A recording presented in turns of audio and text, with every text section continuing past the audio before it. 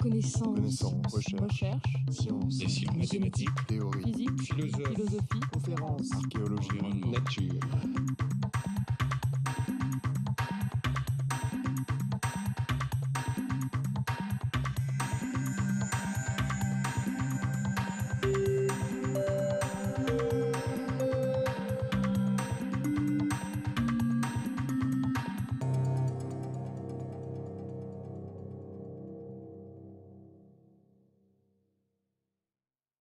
Ok, bon, mais écoutez, tout d'abord, bonne année à tous, hein, meilleurs vœux, et puis au boulot. Alors, j'avais laissé sur le feu un certain nombre de questions liées à des inégalités.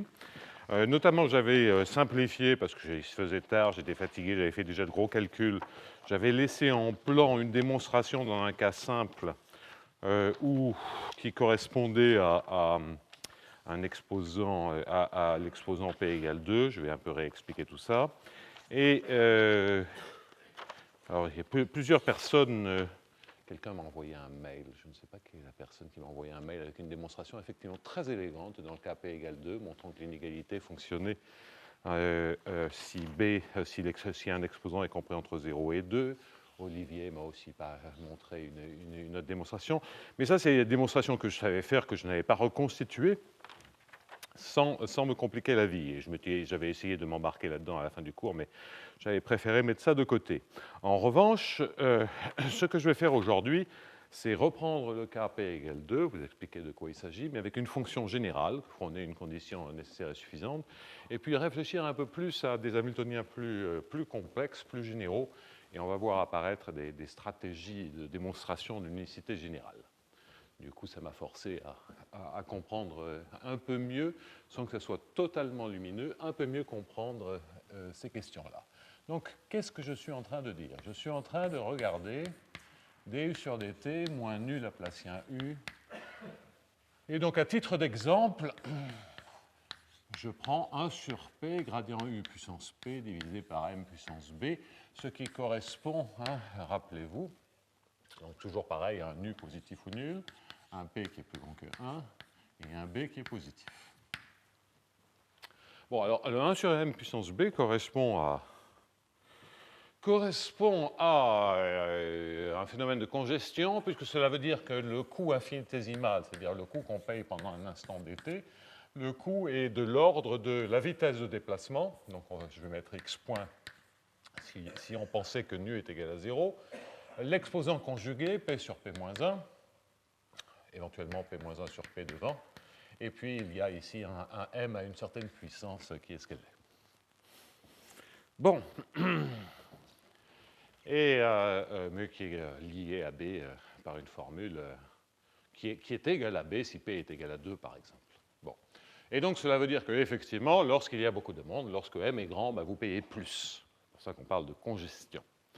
Alors,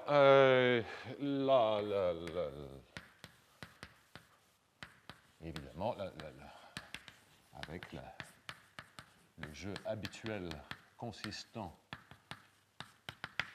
à écrire l'évolution, une fois qu'on a choisi la meilleure action en fonction de ce qu'est la densité, cette meilleure action fait évoluer la densité.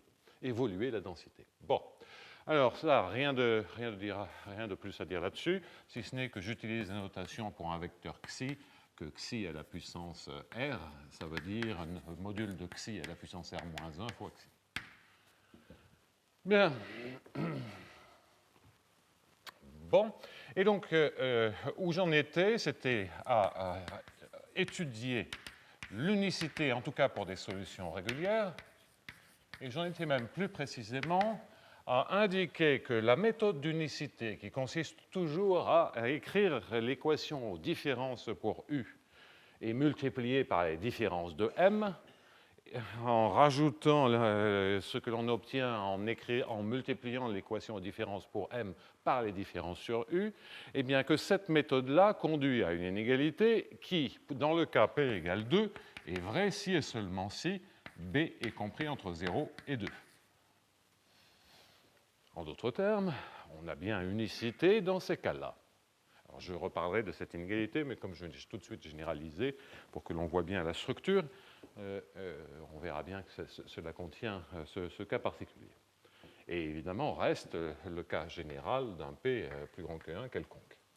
Donc, je dois finir ce point-là ce matin et attaquer ce point-ci. Alors, dans toutes les situations que l'on va établir ce matin, nous allons voir qu'il y a une situation systématiquement qui apparaît, c'est que B doit être positif, c'est-à-dire c'est vraiment un phénomène de congestion. L'unicité ne marcherait pas si B était négatif. C'est-à-dire si on avait avantage à en payer moins s'il y avait beaucoup de monde. Ça, c'est assez naturel. Parce qu'on sent bien que ça crée des singularités. Donc, parce qu'on aura intérêt à se regrouper, à tous se déplacer en bloc, ça crée des masses de Dirac, et on voit bien qu'en plus, il y a un peu de flexibilité sur où on se regroupe. Donc, on sent bien que le problème est mal posé si B est négatif. En revanche, le fait qu'il y ait une limitation sur B est un peu moins clair. Parce que, comme on le verra, ce n'est pas du tout un problème de singularité en zéro, puisque on aura la même chose avec des fonctions générales, c'est un problème de croissance à l'infini. C'est vraiment dire, et si vous pensez P égale 2, A plus petit que 2, c'est vraiment dire que là où il y a beaucoup de monde, d'accord, on paye, mais il ne faut vraiment pas payer trop tôt. Alors, je te vois hocher la tête, mais l'interprétation est quand même... C'est l'interprétation, mais c'est pourquoi ça pourrait entraîner des problèmes, parce que d'une autre manière, de payer vraiment énormément, ça force à essayer d'aller à des endroits, de se répartir le plus possible.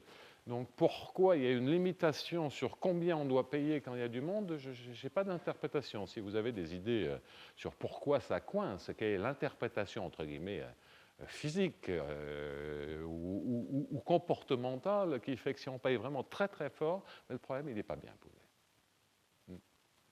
Non, il n'y a pas de... Enfin, je suis preneur d'interprétation. Alors, il faut se méfier des interprétations, mais en tout cas, là, on a un résultat mathématique, donc on peut essayer quand même de l'interpréter. Et là, j'avoue, je ne comprends pas. Alors, on pourrait se dire, oui, mais c'est peut-être la démonstration. Là, quand je dis le problème mal posé, je suis allé un peu vite. Parce que j'ai dit que la démonstration ne marchait que dans ce cas-là. Peut-être qu'il y a d'autres démonstrations, mais on verra que c'est la bonne condition en regardant le cas déterministe. Bien, alors...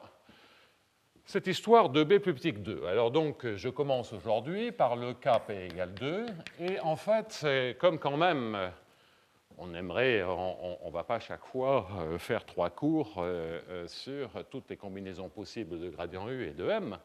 On a vu pour l'instant des situations où on séparait les non-linéarités sur le gradient et les non-linéarités sur M, et là, cette fois, elles sont multipliées. Bon. À un moment donné où il faudra bien quand même essayer d'avoir une fonction générale de toutes ces variables. Bon, alors ça, j'en parlerai un tout petit peu après. Alors, dans le cas P égale 2, si on veut déjà un peu plus de généralité, si on est donc en train de gérer un demi de gradient U carré, et pour bien comprendre ce dont il s'agit, puisque, a priori, un des défauts de ce que je disais avec un tel coup, c'est que si ça permet effectivement de comprendre le style de non-linéarité que l'on peut avoir, ça introduit aussi une singularité en M égale à 0, qui, elle, n'est pas naturelle d'un point de vue économico-physique, puisque c'est de dire que lorsqu'il y a très peu de monde, on paye presque rien. Bon, c'est quand même normal, même s'il y a très peu de monde, de payer quelque chose. Simplement, on paye plus s'il y a du monde. Donc ça ne devrait pas s'annuler quand M est égal à 0. Donc que la fonction soit effectivement une fonction qui croisse avec M, d'accord, qu'elle s'annule en 0, ça c'est plus discutable. Et ça en plus, ça va nous générer des difficultés mathématiques, mais tant qu'à faire, comme on peut quand même les observer. Néanmoins, il est quand même utile de comprendre ce qui se passe pour une fonction de M générale. Et de se dire, si je mets un 1 plus M puissance A, qu'est-ce qui se passe? Bon, ou n'importe quelle variation de M puissance A. Eh bien, on va comprendre cela. Alors, ça veut donc dire que je mets à la place du terme qui est ici, le terme, je vais faire comme ceci, je vais l'encadrer, et ce terme-là, il est remplacé par le terme qui est encadré. Et dans la deuxième équation, je vais l'entourer, et il est remplacé par un terme qui devient donc gradient U, puisque P est égal à 2, M divisé par F de M. voilà les deux termes qui sont remplacés dans les équations. Bien. Alors, la démonstration, entre guillemets, de l'unicité consiste à, comme je disais, faire ces multiplications, et à la fin consiste à écrire que l'on va avoir 0 qui est égal à l'intégrale en temps, l'intégrale en x, ça je ne le réécris pas, de ce que l'on obtient en multipliant, alors on va commencer par ce terme-là, ça va faire passer un moins, et donc ce que je récupère ici, c'est gradient u, m sur f de m, moins gradient u tilde sur m tilde, donc je devrais dire um, je change les notations, et u tilde, m tilde sont deux solutions. Gradient u tilde, m tilde, f de m tilde, multiplié au sens du produit scalaire par gradient u moins gradient u tilde, et auquel je vais maintenant retrancher un demi de ce que j'obtiens dans la première équation avec gradient u carré m divisé par f de m moins gradient u tilde carré f de m tilde, le tout multiplié par m moins m tilde. Voilà. Et donc, la stratégie d'unicité, c'est de se dire ce qui était très très simple lorsqu'on était à variables séparées, parce qu'ici on récupérait la norme de gradient u moins gradient u tilde carré essentiellement, et ici on récupérait un f de m moins f de m tilde multiplié par m moins m tilde. Donc si f est croissante, on avait un truc positif et c'est fini. Si l'intégrale d'un truc positif est nulle, ça veut dire que le truc positif il vaut 0, et ça c'était l'unicité. Donc à variables séparées, on avait deux morceaux positifs finis. Là, c'est plus compliqué. Donc, je reprends un tout petit peu pour ceux qui n'étaient pas là lors de la dernière séance. Bien. Alors, que peut-on dire? Alors, on peut développer. En développant, on voit qu'on a les termes en gradient u carré. Alors, regroupons un tout petit peu. Intégrale de 0 à t, puis ça sera même un inférieur ou égal. Mais pour l'instant, je ne touche qu'au terme en gradient u carré. Alors, en gradient u carré, j'en ai combien? J'en ai ici un m sur f de m, et j'en ai ici un moins 1,5 de m sur f de m. Bon, donc ça m'en fait un 1,5, gradient u carré. Le gradient u carré, il arrive toujours avec un f de m en bas, et vous voyez qu'il est multiplié par m plus m tilde, parce que si j'ai tenu compte de ce terme-là, il y a aussi celui-ci qui me crée un plus 1,5. Bon, par symétrie, on va avoir 1,5 de gradient u tilde carré divisé par f de m tilde, m plus m tilde. Bien. Et là, on aura tenu compte de tous les termes en gradient carré. Il reste les doubles produits. Alors, les doubles produits, je peux brutalement les majorer au sens, en disant que ceci, pardonnez-moi, est supérieur ou égal. Donc, je majore les doubles produits par les produits des normes. Comme il y a un moins devant, ça fait une minoration. Et donc, ça me fait moins norme de gradient u tilde. Un tout petit peu là-dedans, mais vraiment pas grand-chose. Moins, puisqu'à priori, on veut que u soit égal à u tilde. Et si u est égal à u tilde, bah, le produit scalaire, ça devient bien le produit des normes.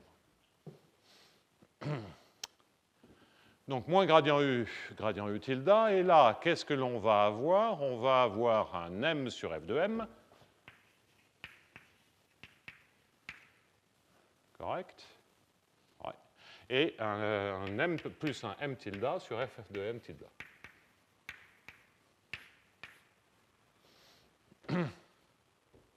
Bon. Et puis maintenant, il ne me reste plus qu'à dire que je veux être dans une situation où chaque fois que je remplace gradient u par un certain réel positif ou nul et gradient u tilde par un certain réel positif ou nul, eh bien l'inégalité que j'ai avec m et m tilde, ce truc-là, c'est toujours positif ou nul. Donc maintenant, la question que je me pose, c'est pour quel f, et c'est essentiellement ça l'unicité, c'est pour quel f je vais savoir que 1,5 de x2 m plus m tilde divisé par f de m plus 1,5 de y2 m plus m tilde divisé par f de m tilde moins xy m sur f de m plus m tilde divisé par f de m tilde, quand est-ce que ceci est positif ou nul, quel que soit y, m, m tilde. Alors évidemment, si ça peut s'annuler, bon, il faut regarder ça très très précisément, mais grosso modo, on a l'unicité dans ce cas-là. Et tout ça, ce sont des réels positifs. Enfin, pour x, y, ce n'est pas fondamental, ça ne change pas grand-chose. Bon, ben, ça, c'est ça le seul intérêt du Kp égale 2, c'est que vous voyez, vous avez une condition nécessaire et suffisante pour ça, c'est qu'il faut, d'où l'exercice topinal, que l'on est amené à considérer, qui consiste à dire, ben, ce que je veux, c'est pour quel f vais-je savoir que quel que soit m et m tilde, m sur f de m plus m tilde sur f de m tilde au carré, quand est-ce que ceci est inférieur à, ben, au produit des termes en x2, y2, c'est-à-dire m plus n tilde au m plus m tilde au carré, divisé par f de m tilde. Bien. Je vérifie que c'est la même inégalité, ou c'est la même inégalité dans mes notes, il y a n à la place de m tilde. Bien. Alors, ce genre de est la réponse, donc le lemme.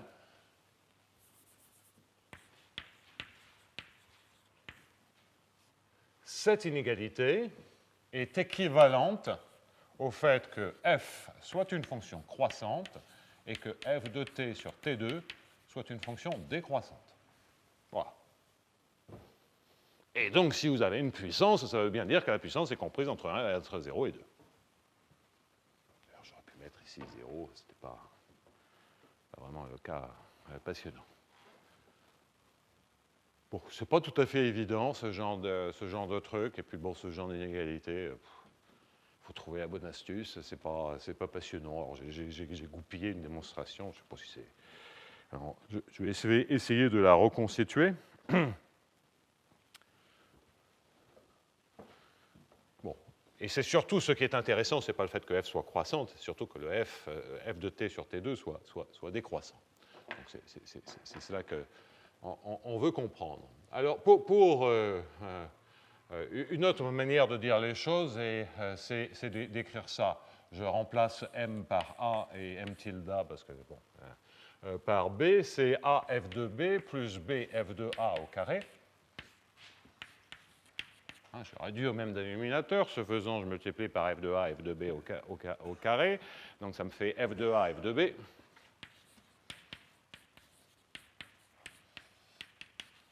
A plus b au carré. Effectivement, comme il y a certainement une majorité de gens dans la salle qui ont subi les classes préparatoires, c'est le genre de bêtises. Oui, je vois Claude qui ses sourcils, ça te rappelle bon souvenir, hein, tu adorais ça. Hein. Te connaissant. Bien. Alors, là-dedans, je pense même que je vais le développer, je préfère suivre mes notes parce qu'avec les astuces, on a toujours une chance sur deux de ne pas les retrouver. Alors, ouais, il y a deux termes qui s'en vont. Donc ça, c'est a carré f carré de b plus b carré f carré de a. Quant au double produit 2ab f de a, f de b, vous voyez qu'il part des deux côtés. Donc, qui doit être plus petit que a2 plus b2 f de a, f de b. Et on veut donc que ça soit vrai, quel que soit a et b positif. Ça ne paraît pas très compliqué quand même. Hein. Bon.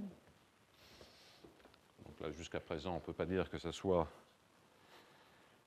oui, alors ensuite, je vais forcer lorsque j'en suis à ce niveau-là, je vais remplacer f de z par z2 g de z, puisque je veux démontrer que f de z sur z2 est croissante, autant le faire apparaître.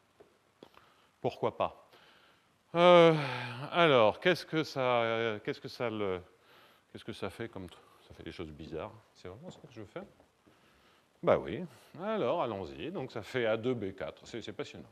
A2B4, G carré de B, plus B2A4, G carré de A, qui doit être plus petit que A2 plus B2, A2, B2,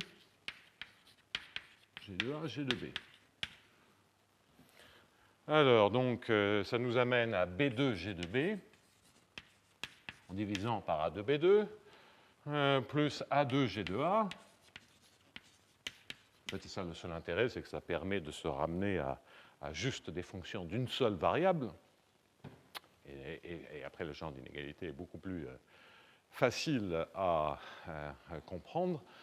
Inférieur ou égal à A2 plus B2, G2A, G2B.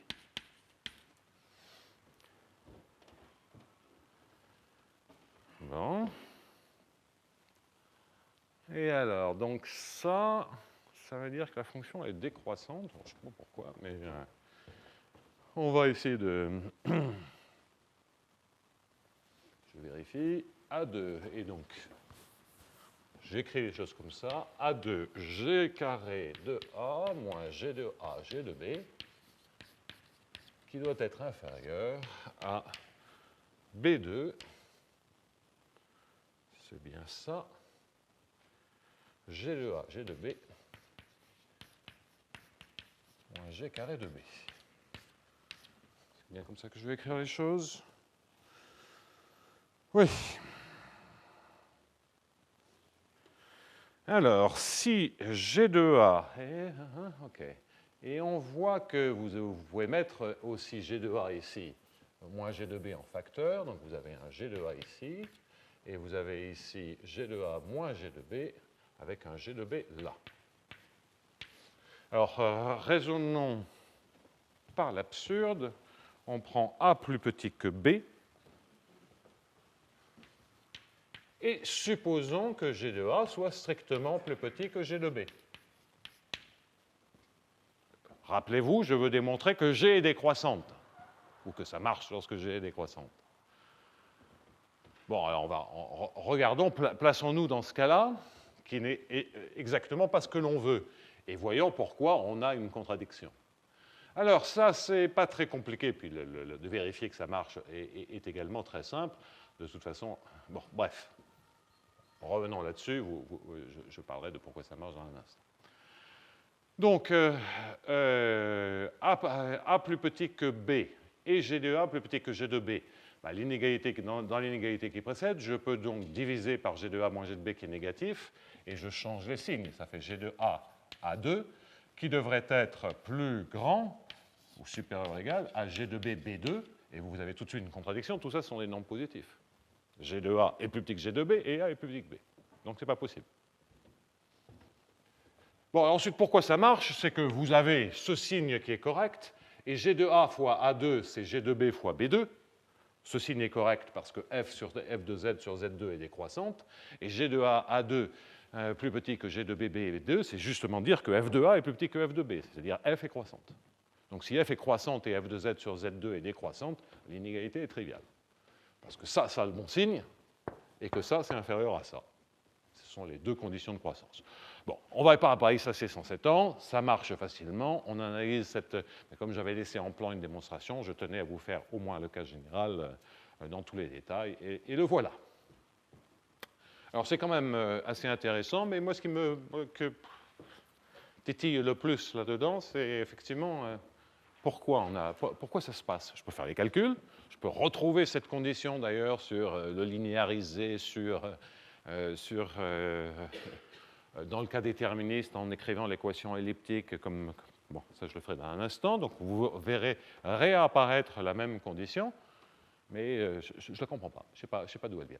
J'aimerais avoir une intuition, une certaine interprétation de cette... Bon, c'est peut-être pas compliqué, mais je ne sais pas. Bien. Alors ça, je peux éliminer l'inégalité et passer à un P général. Alors un P général, l'inégalité, je l'avais il y a quelques mois quand je réfléchissais à ce genre de truc, je l'avais écrite et puis je m'étais dit, oh flûte, Je suis vraiment pas payé pour faire des trucs comme ça. Et bon, je plaisante, ce ne sont pas des choses qui me font vibrer. Je m'étais dit comment être le plus flemmard possible, ce qui est en général un objectif majeur dans la vie du mathématicien. Donc, essayer de démontrer des choses qui ne donnent pas le résultat complet, mais qui permettent de comprendre à peu près comment ça marche. Alors, malheureusement, et puis Olivier Guéant, dans son impétuosité, s'est dit à dire, bon, moi cette inégalité, je ne sais pas, mais je vais faire des calculs. Donc lui, il a fait les calculs et m'a dit, et il les a bien faits en plus. Je vérifie aussi que j'avais raison sur ce que je disais, puisqu'il me dit, pour P égale 3, je trouve que l'exposant limite pour l'unicité, hein, c'est 2,66. Puis pour P égale 4, là j'ai vérifié, il me semblait de mémoire que tu m'avais dit que ça faisait 3. Bon, alors là, effectivement, ce n'est pas tout à fait clair de trouver une formule algébrique qui, pour P égale 2, donne 2, mais pour P égale 3, donne 2,66, et pour P égale 4, donne 3. Ce n'est pas lumineux. En même temps, c'est très régulier. Donc on se dit qu'il doit y avoir une formule. Bon, alors la formule existe, c'est 4 sur P'.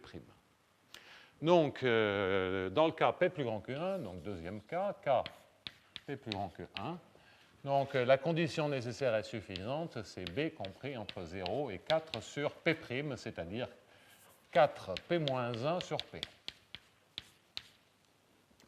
Ça n'a vraiment rien d'évident, cette condition. Hein. Alors, on vérifie. C'est ce que Rémi, en souriant, était en train de faire les calculs pour P égale 2. P égale 2, ça je sais faire. Donc ça fait 4 sur 2, ça fait 2. P égale 4, ça je sais faire aussi, ça fait 3. Et P égale 3, ça fait 8 tiers, ce qui est effectivement bien 2,66. Voilà.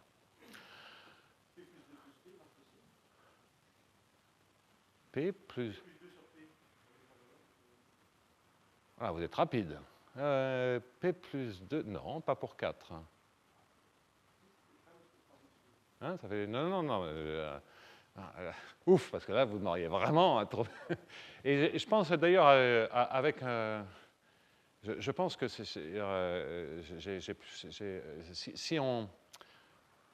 si on prend une fraction rationnelle de degré 1 comme ça, il ne peut y en avoir qu'une qui donne les bonnes 3 valeurs. Donc, c'est automatiquement cette formule-là. C'est vrai, ça, non? À peu près, oui, puisqu'on a 3 constantes. Donc, génériquement, il y a uniquement 3 valeurs qui peuvent donner...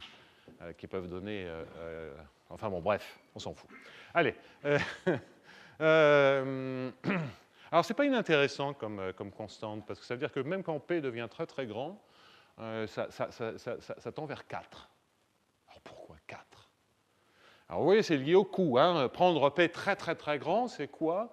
C'est dire que le coût de déplacement, c'est-à-dire la dépendance sur la vitesse du coût de déplacement, est de plus en plus faible, ça tend vers 1 à la puissance. On paye de moins en moins cher le déplacement en termes du coût de la vitesse, après c'est multiplié par les hautes densités. Mais c'est quand même pas lumineux. Hein, je ne sais même pas très bien si on pourrait la faire sortir par un argument de scaling. Je ne comprends pas. C'est-à-dire le B égale 2, P égale 2 qui sort, c'est déjà un peu mystérieux, mais alors là, 4 sur P'. Bon. Bien. 4 sur P', je ne me suis pas trompé. Non, oui, c'est ça, c'est bien. 4 sur P' est correct, mais je n'étais pas sûr d'avoir bien réécrit. Bon, alors c'est quoi l'inégalité? Puis alors là, je ne vais pas vous faire tous les détails, je vais vous montrer d'ailleurs une manière de contourner la difficulté, où on n'a pas réellement besoin de se taper l'inégalité. Alors, si on refait le même genre de calcul, vous voyez que ce que vous voyez apparaître, et je le fais un peu plus rapidement, je remplace directement les gradients par des longueurs, on va avoir du x p-1 m1 moins b, moins y p-1 m tilde.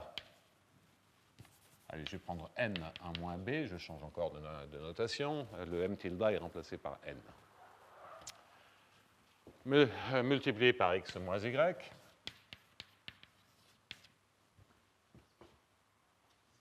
Ouais. Ensuite, moins 1 sur p, xp sur mb, moins yp sur nb, multiplié par m moins n. Et la question, c'est pour quel b ce bazar-là est positif ou nul, quel que soit x, y, m et n. Dire qu'il y a des gens qui sont payés pour faire des trucs comme ça. Bon.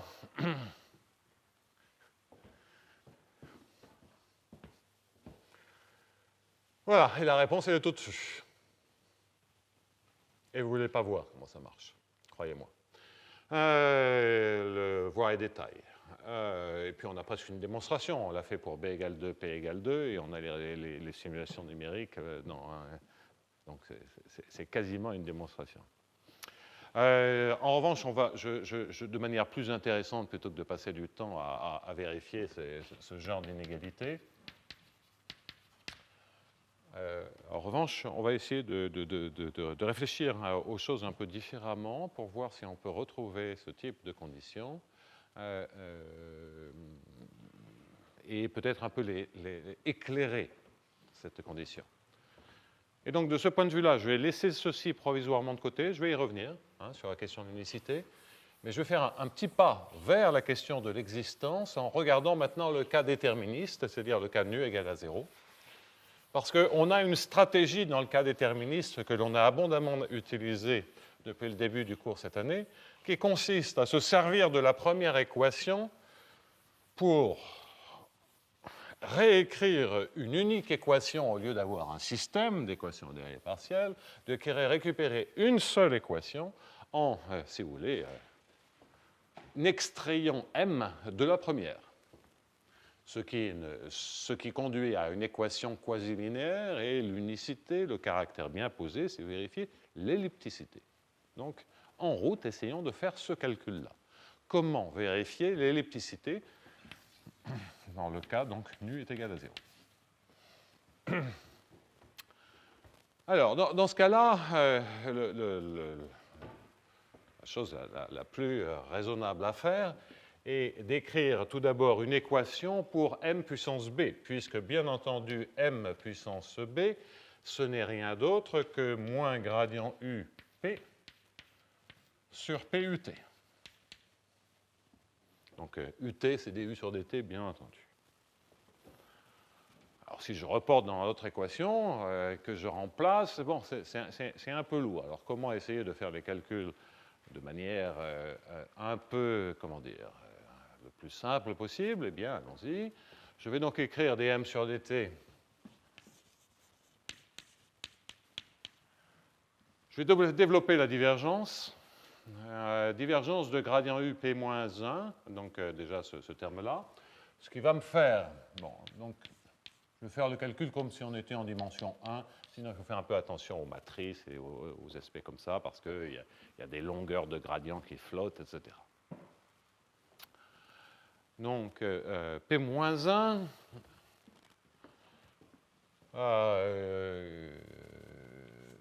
UX, P-2, UXX, M1-B. Et ça, c'est MT. Plus A-B,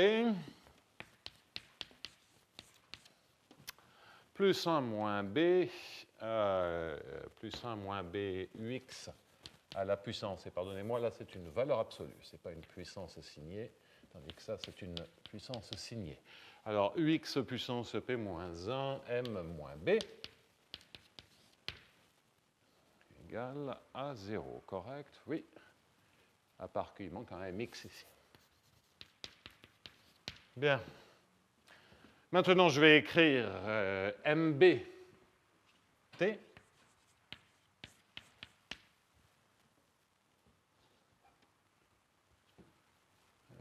Quelque chose qui me titille là, pardonnez-moi. M1-B. Non, c'est ça. Pardonnez-moi. Bien, alors, donc, MBT, qu'est-ce que ça fait, ce bazar-là? Bien, MBT, ouais. cela veut dire que je vais multiplier les deux autres termes par b fois b, que je vais multiplier cette équation par b-1. Donc, ce faisant, le bm1 moins b, bm-1 s'en va, et il me reste bp-1, ux en valeur absolue à la puissance p-2 uxx, bien, plus b fois 1 moins b, ux à la puissance p-1, mb-1, ça me fait mx sur m. Bien. Passionnant. Hein?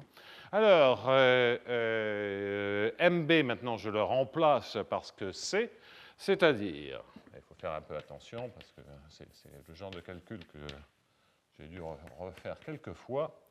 UX à la puissance P divisé par PUT, T, plus BP-1, vous voyez, on est presque au bout de nos peines, on est déjà au niveau où il ne va plus rester que du U. P-2 UXX. Alors, ça, c'est d sur dx de log m. Mais d sur dx de log m, ou log m, c'est la même chose que log à la puissance mb, avec un 1 sur b devant. D'accord? Donc, en fait, j'ai bmx. Faisons-le de manière un peu séparée. bmx sur m, ce n'est rien d'autre que dx de log de mb. Et log de mb, c'est ce bazar-là. Alors, il y a le log de gradient u puissance p, celui-là, je n'y touche pas. Il y a moins le log de moins ut. Ut est négatif, hein, u est toujours décroissante. Bien. Et puis, il y a la dérivée du log de p, mais ça, log de p est une constante, donc ça fait 0. Et donc, le dernier terme qui me reste, c'est 1 moins b. Je suis fou de me lancer dans les calculs comme ça. Bon, ux à la puissance p-1. d sur dx, log de gradient u puissance p. Enfin, gradient u, c'est ux. Alors, essayons de faire le calcul. Ça va me faire p fois divisé par longueur de ux. Oh, j'y arriverai pas. dx de log de ux à la puissance p, c'est-à-dire p fois dx de log de ux, il vaut mieux y aller tranquillement, moins dx de log de moins ut. Égal à 0. Bien. Alors ça y est, on a notre équation du second degré. Hein. Maintenant, il faut développer et regarder si les termes en uxx, uxt, utt, ça fait une matrice qui est positive ou nulle. Et puis voilà, c'est fini. Bon, alors donc on est presque au bout de nos peines. Alors on va un peu tous les regarder, ces termes-là. Alors les termes en utt, déjà on va commencer. Utt, le seul qui vient, il vient de là, et il va être affecté d'un uxp sur p fois ut carré. Et ce que je récupère, c'est UTT. Donc ça, c'est bien un coefficient positif, c'est la première bonne nouvelle. Ça, c'est compatible avec une équation elliptique. Alors, il y a des termes en UXT, il y en a un qui vient de là et un qui vient de là-bas.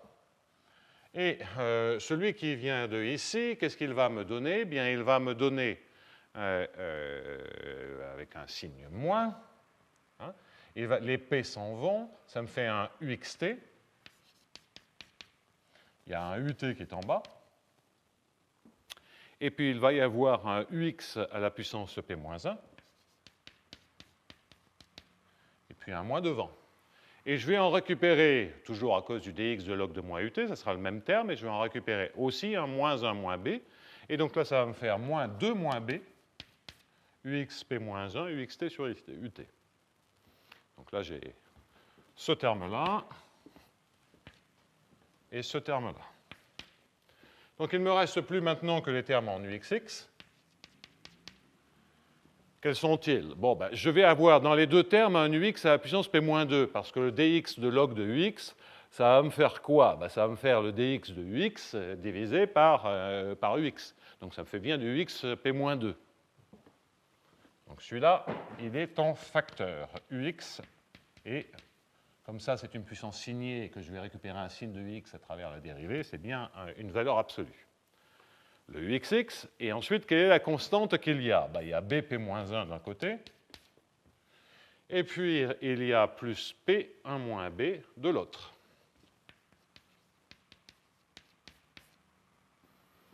Alors, ce terme-là est bien positif ou nul. Celui-là, si on veut avoir une équation elliptique, il y en a intérêt qu'il soit positif ou nul. Alors ça, c'est bien positif ou nul. Mais quid des autres termes? Alors on regarde, il y a BP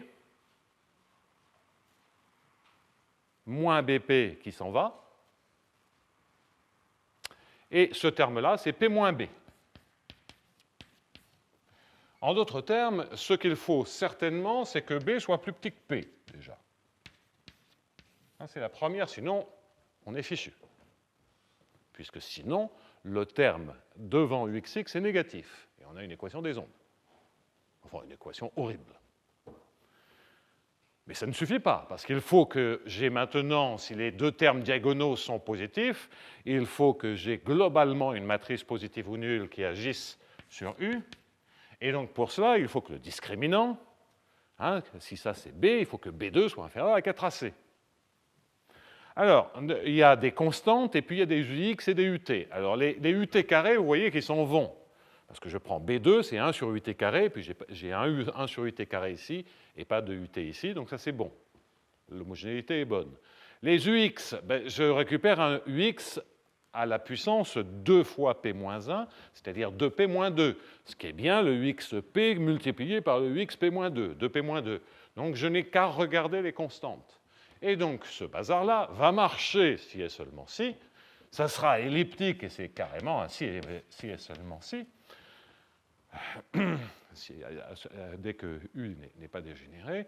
Donc c'est 2 moins B au carré qui doit être inférieur à 4 fois, il y a un sur P, parce que ça c'est le terme qui est devant le 1 sur T carré, puis il y a le P moins B.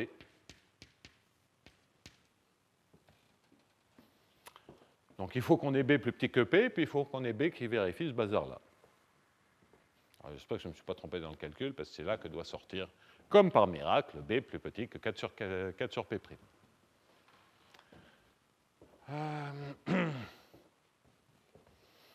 Alors, de quoi ça vient ça? Oui, ça vient du fait que vous voyez que les moins 4... comment ça marche ce truc-là? Ah oui, ce sont les 4 qui sont longs. Ouf. Alors, donc B2 moins 4B, qui doit être inférieur ou égal à moins 4B sur P. Donc le fait que B soit positif permet d'éliminer, c'est-à-dire B moins 4 inférieur à moins 4 sur P. Et c'est-à-dire B inférieur à 4, 1 moins 1 sur P, c'est-à-dire 4 P moins 1 sur P, c'est QFD. Bon.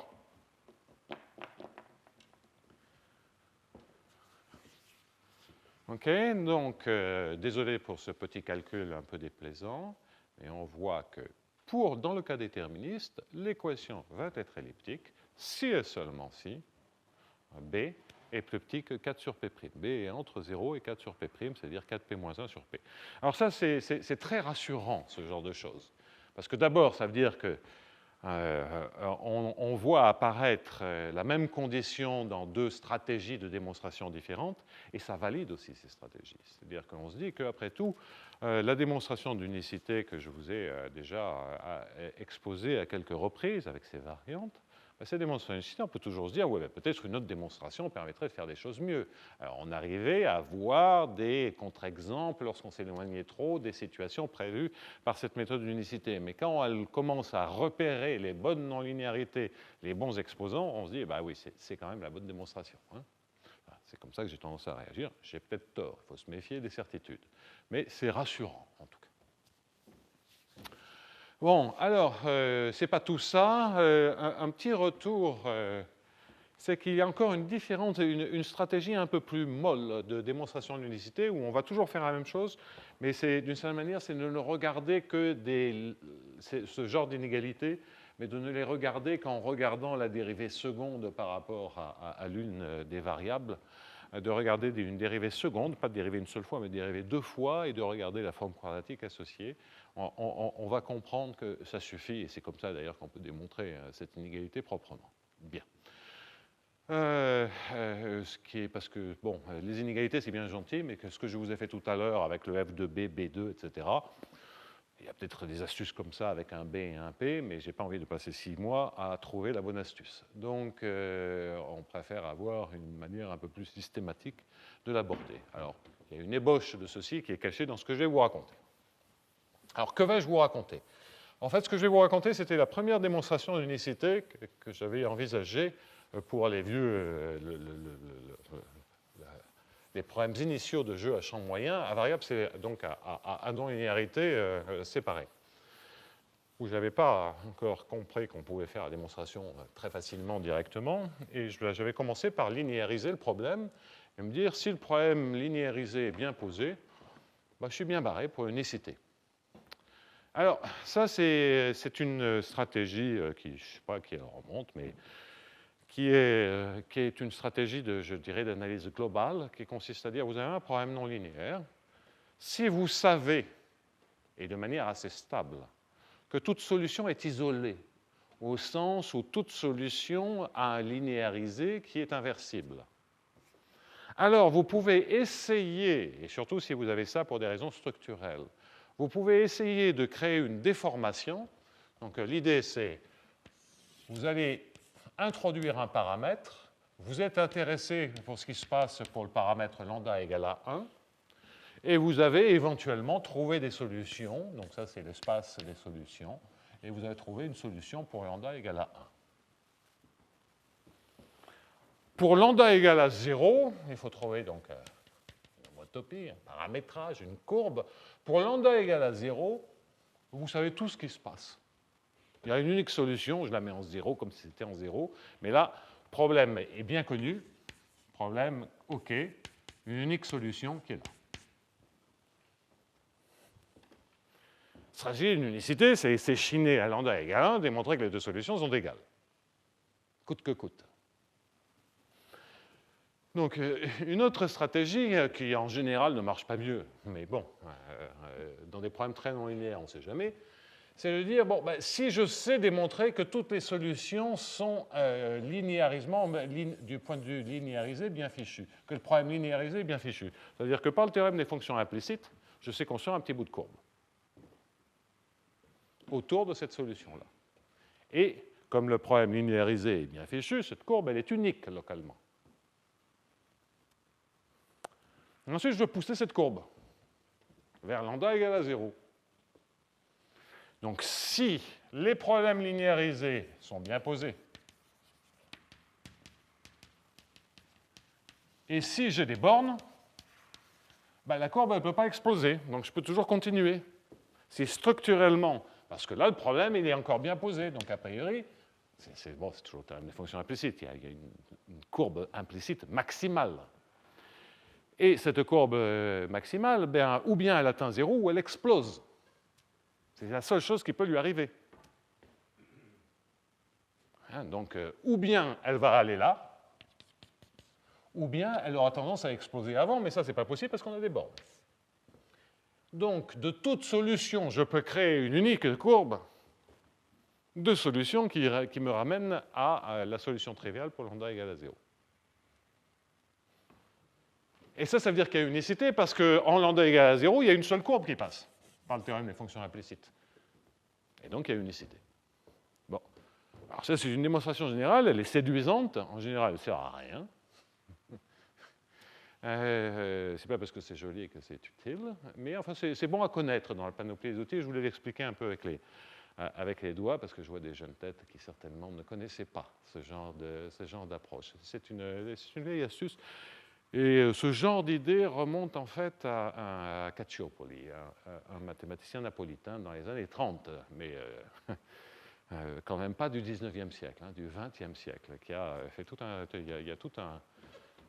C'est pour ça que l'Institut à la fac de Naples s'appelle Calciopoli. Et il y a là-dedans, pendant une vingtaine d'années, Calciopoli a accumulé des observations d'analyse globale qui sont absolument remarquables et je trouve très méconnues par les analystes. Mais enfin bon, passons.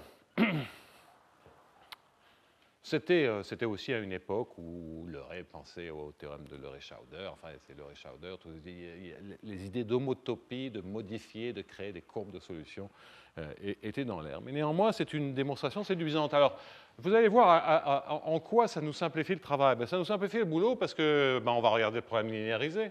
Les estimations a priori, on en aura besoin pour l'existence, hein, et on les aura d'ailleurs. Mais donc il suffit de regarder le problème linéarisé.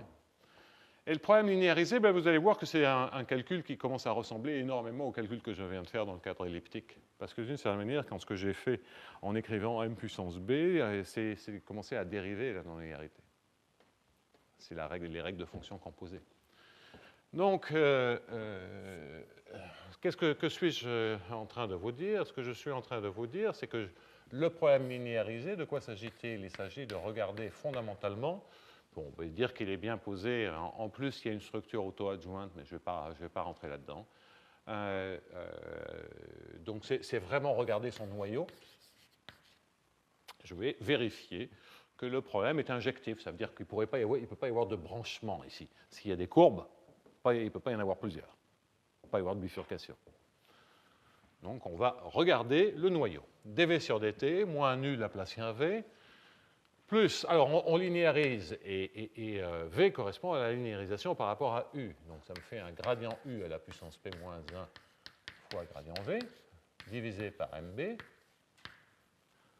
moins B sur P, gradient U à la puissance P, divisé par M à la puissance B plus 1 fois N, ça c'est la linéarisation par rapport à M, égale à 0. V en t égale à 0 est égal à 0. Je n'ai pas rappelé les conditions aux limites ici. Donc là, les problèmes que je suis en train de regarder, c'est pour U en t égale à 0 égale U0 et M en t égale grand T égale M1. Bon. Donc linéarisé, je fixe les conditions aux limites. Et puis quoi? Bien, la linéarisation pour le problème en n, dn sur dt, plus nu Laplacien n, plus quoi? Bien, la divergence de deux termes, p-1, là je vais récupérer la norme de gradient u à la puissance p-2 gradient v, fois m à la puissance 1 moins b, plus 1 moins b,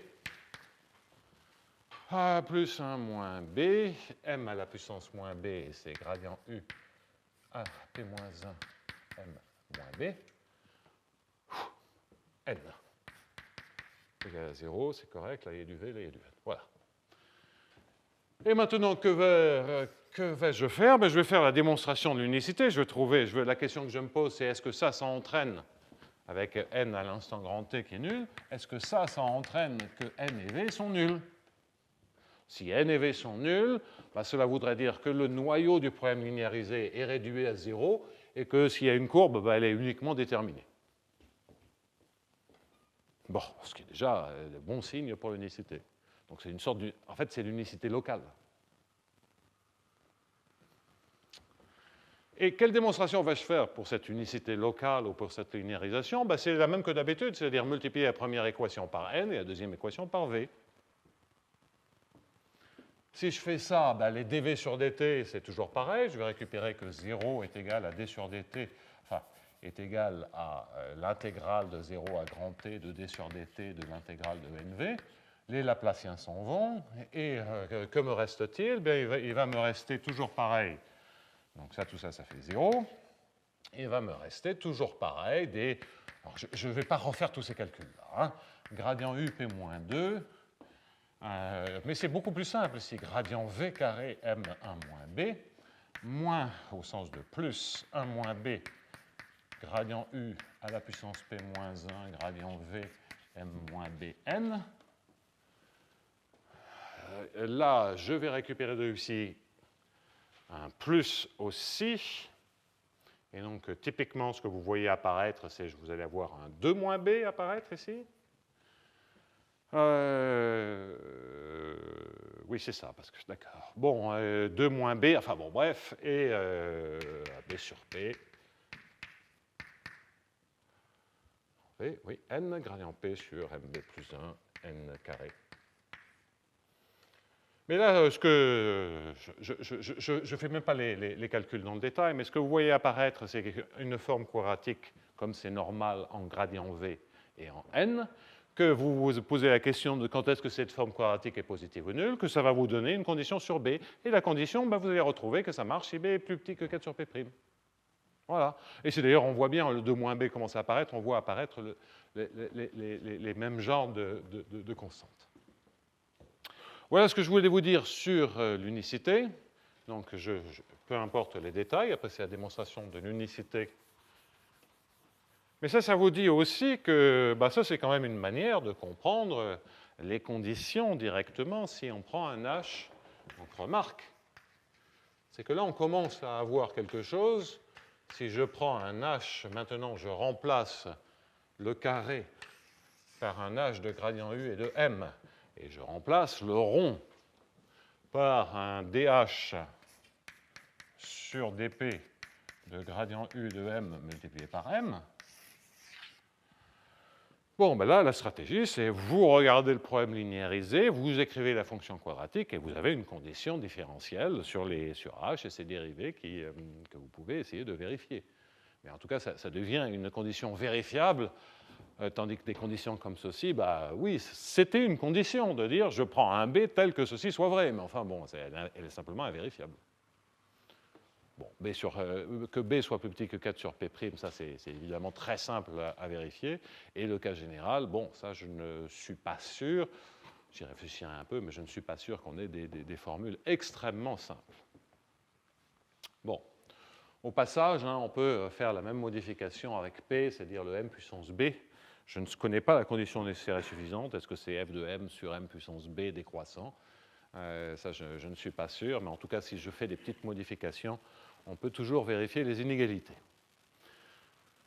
C'est de toute façon une condition qui est convexe en 1 sur M puissance B. Donc si ça marche pour l'un, ça marche pour des combinaisons convexes.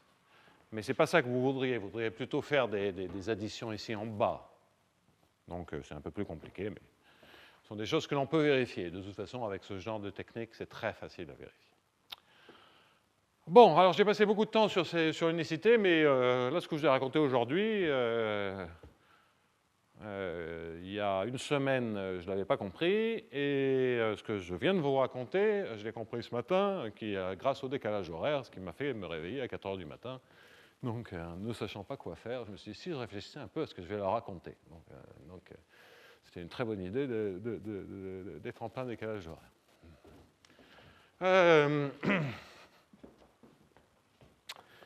Voilà où nous en sommes. Alors, sur l'unicité. Alors, on comprend bien l'unicité. Malheureusement, comme on va le voir, l'unicité, je n'ai pas fini de vous en parler, parce qu'il va y avoir des petits soucis.